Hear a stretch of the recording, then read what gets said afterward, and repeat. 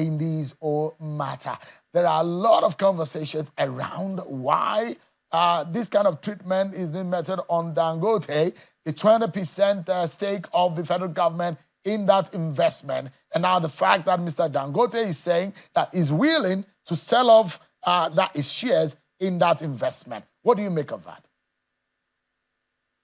Well, I've enjoyed the intra-class feud, or what you might call a dog-eat-dog affair. But it's at the expense of the country. And we cannot continue like this. A government cannot go around the world asking for foreign investment only to be accused of destroying local investment. It's very dangerous for the country. It is so embarrassing that we are telling the whole world that the government of Nigeria is so incapable to manage this affair that one person is monopolizing trade in our country. What is the purpose of the government? Is to checkmate any monopolistic control of any business in Nigeria. But what do you call a monopoly? If you have allowed your own refineries to be destroyed, what happens? Somebody now decides to have a refinery. That's a monopoly. What? There's nothing you can do about it. I thought what the government should be doing now. I've allocated $1.5 billion for the revitalization of the Port Harcourt refinery and $1.4 billion for the revitalization of the Warri and Kaduna refinery. The government should stop postponing the days of commencement of business in these refineries. The government should be in a hurry to get those refineries to work and compete with the Dangote refinery. How can a government go out and say a factory in my country is producing a bad product, bad fuel? What are you doing as a government about it? Why are you allowing Dangote to saturate the market with bad diesel? Very soon, bad PMS. So the ones you are bringing from foreign countries, the fuel you bring from foreign countries, adulterated fuel, foul fuel, destroying vehicles in our country. The government is helpless. Sometimes the government, we are going to set up a panel to deal with those who are bringing bad fuel to the country. At the end of the day, the government will not do anything. Now, what is this whole debate about? I have been very critical of the equity, the shares allocated to Nigeria in the Dangote refinery. In May 2021, the Federal Executive Council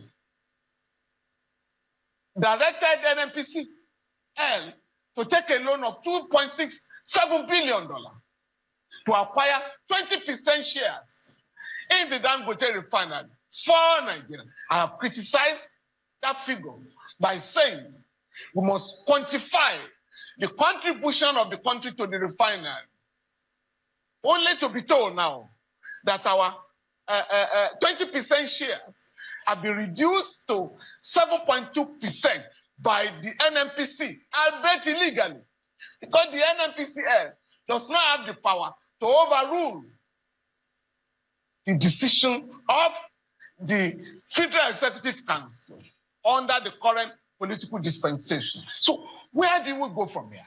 It is for the government to go back to the drawing table. If there are problems with the Dangote refinery, you must sit down. But if you don't have a laboratory, you can't say that fuel is bad or diesel is bad. You must take it to your laboratory. And where is that laboratory located? We must know it. 2, you must now stop this childish, very puerile argument about, somebody wants a monopoly. It's not the business of the government. And that's why you have the Federal Consumer Protection Commission to deal with anybody who wants to maintain a monopoly in business in the country. Now, the government must go back to the drawing table. If a factory is likely to employ 500,000 people, young people, the government must try and embrace that company and see what can be done. But for me, I'm not interested in the argument whether Dangote wants to compete or not, or whether he wants the government to give him a special dispensation. My own position is, and the NNPCL must address this problem. Since the 70s, that they ran the refineries at grant, the country's refineries at grant. The 445,000 barrels dedicated to domestic consumption. Please go and refine it.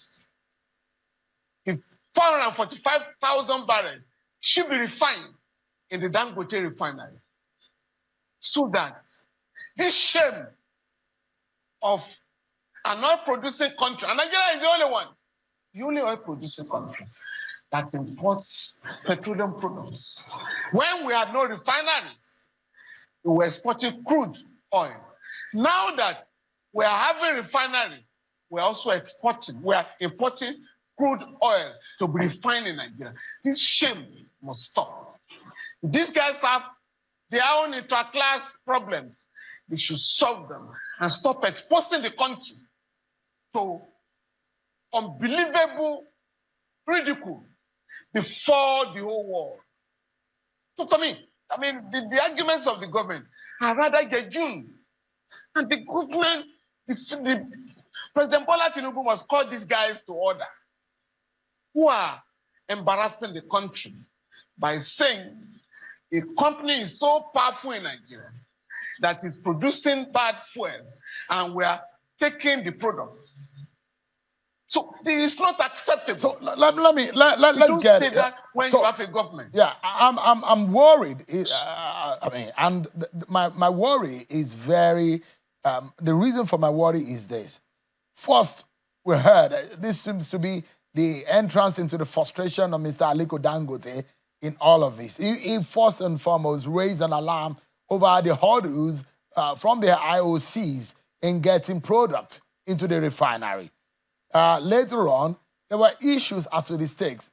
Afterwards, there are issues as to the allegations and the kind of push and pushbacks coming from the regulators within the industry.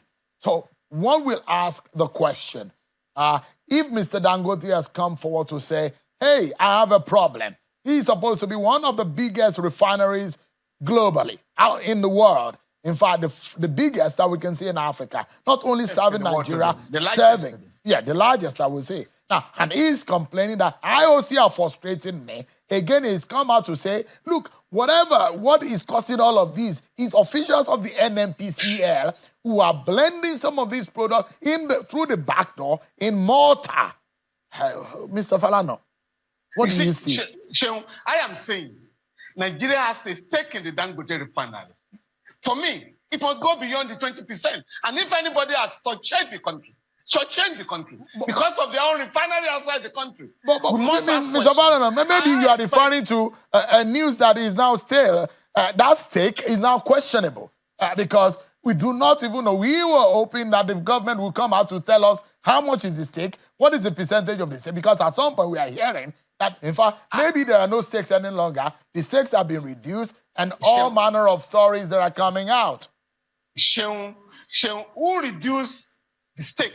I am saying we are entitled to more than 20% in Dangote refinery. So the government must not regard this as a Dangote affair. We have a stake there. Secondly, we must get the EFCC and the ICPC to investigate the allegation made by Mr. Dangote that these guys have a plant in Malta against the interests of Nigeria. Money stolen from Nigeria, money criminally diverted from Nigeria to set up the plant. So we must get to the root of that allegation. Furthermore, all the controversies, all the arguments about bad fuel and so on and so forth with respect to the Dangote refinery must stop.